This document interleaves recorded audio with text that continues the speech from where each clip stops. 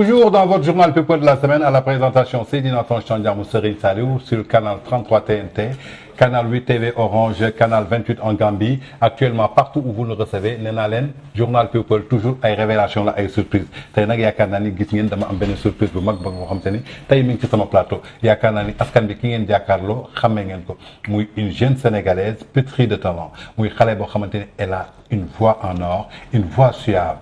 nee naa leen démb 18h ba tey jii foo dugg ci réseaux sociaux yi moom la ñuy waxtaanee muy un produit de Prince Art su ñu nee un produit de Prince Art xel yi day dal ndaxte ku fi Ibou Ndour nekk Tata Ngolé Ndour nekk fa yaakaar nañu xam nañu c'est un bon encadreur mooy kan Mbeugué Mbeugué da nga indi lu bees nuyu naa la dalal ak téléspectateurs yi. merci beaucoup Tange maa ngi lay nuyu maa ngi nuyu tamit téléspectateurs Leral TV yëpp yi may seetaan partout dans le monde di leen wax ne que c'est Mbeugué voilà. Mbeugué ngi noonu la nuyoo ñu gis ni que démb nga génnee benn son boo xamante ni yaa ngi gaañ nga ko tuddee. def ci benn vidéo boo xamante ni c'est explosif. mélodie bi intonation bi ton bi muy sa premier single wala. oui mooy premier single. lan mooy secret bi. bon say mag jaar nañ fi génnewuñu ko. ñu def 10 ans de carrière génnewuñu ko.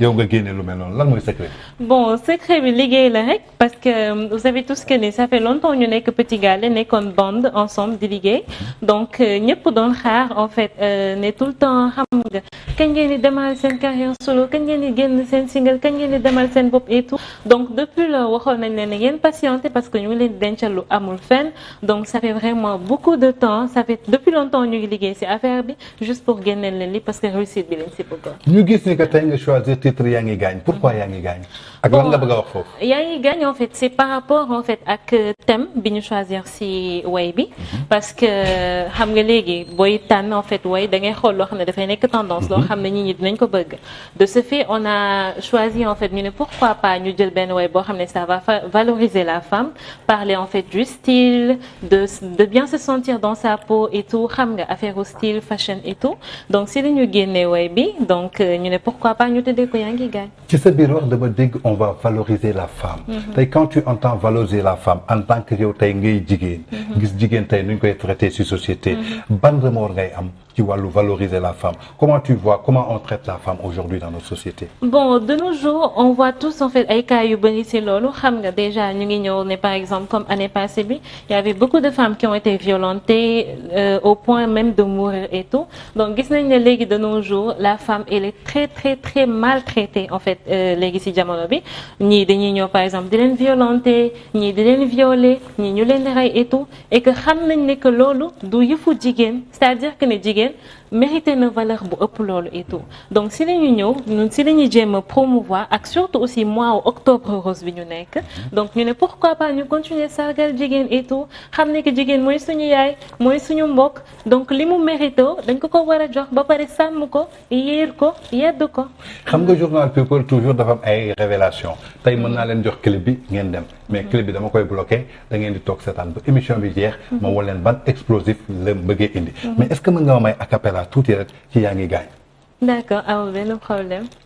sama biir armoire bu ma neex lay taamu bu ci njëkk a daanu yow lay sol di daagu solo doo ko forcer boo ko defee daanu sañ sa li nga am yow ànd ak moom di daagu nii laa ko bëggee nii laa ko bëggee nii laa ko bëggee nañ ñu defar ba mu baax nii laa ko mënee nii laa koy defee nii laa ko bëggee voilà.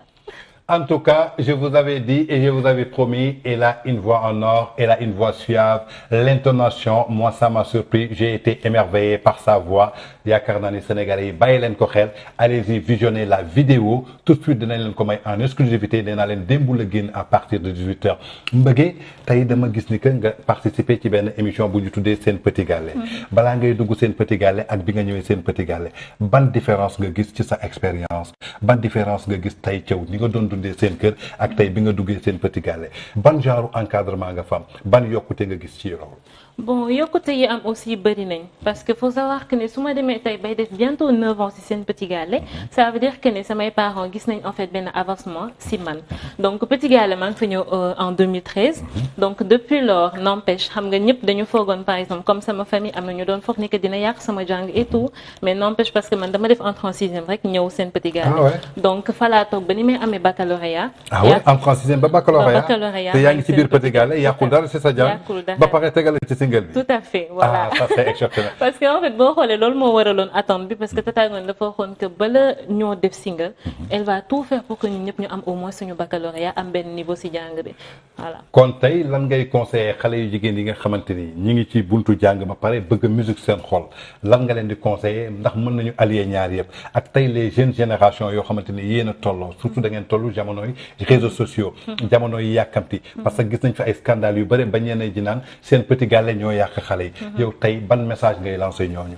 Bon, je vous dis juste que déjà man ak samay morom comme ay Ndaxte Bintu et cetera nous sommes vraiment les exemples précis pour loolu vous disons que ne mën nga allier jàng ak musique wala jàng ak leneen c'est tout à fait possible parce que man maa ngi nii depuis 2013 maa ngi woy n'empêche maa ngi jàng te am naa sama baccalauréat ainsi maa ngi deuxième année en management et gestion des entreprises donc di leen wax que ne leen juste su ngeen xamee seen bopp xam nu ngeen di manager affaire yi di ngeen ci génn parce que léegi toll nañ foo xamante ne ni boo jàngul doo bokk ci gars yi de donc vraiment je vous dis en tant que femme en tant que jeune fille sama morom yëpp allier leen musique bi di fa toj di fa def lu amul fenn mais tamit côté jàng bi aussi rayante leen de bokk ci cadre réew mi voilà. kon yaakaar naa ni ñoo ko déggandoo muy un conseil de sage man bi ma ko déggee dama ne gone bi ñuy sol yàpp mag la parce que tey expérience bi mu am est-ce que c'est pas l'encadrement de Ngoné Ndour est-ce que c'est pas l'encadrement de Ibou Ndour est-ce que c'est pas l'encadrement de Prince Art ku mel ni tey maman ku mel ni Khady parce que on vous voit toujours ñi leen di côtoyer est-ce que yéen a ngi leen di déggal. tout à fait ñu ngi leen di déggal parce que ñun déjà xam nga Tata Ngoné dafa nekk koo xamante ni nii vraiment elle est très très très stricte ak ñun donc day rayante tout le temps ak ñun xam nga voilà rak xam nga pour que juste ñu droit ñu xam nga nekk ci yoon bu baax bi et tout donc voilà ñu ngi nii dañ leen di déggal bu baax et tout moo tax ñu nekk nii ba tey xam nga donc gis ngeen carrément ak ni Sénégal demee ak ni ñuy critiquer seen Petit Gallé et tout on est carrément obligé de suivre ci seeni wax et tout juste pour tey ñu mën a am lii di mën a prouver à chaque fois nit ñi que ne vraiment du seen Petit Gallé moo yàq benn xale mais bien au contraire. mais souvent dañuy gis da ngeen di def benn single. wala ñaari single succès bi ñëw buzz bi ñëw. seen waa koñ wala famille bi kenn commencé noo génnal ci label boobu da nga war a dem dañ lay exploiter nga jël sa yoonu bopp. ba ay dérive di la ci fekk. est-ce que yow tey pare nga pour confier waat sa carrière des Prince Art.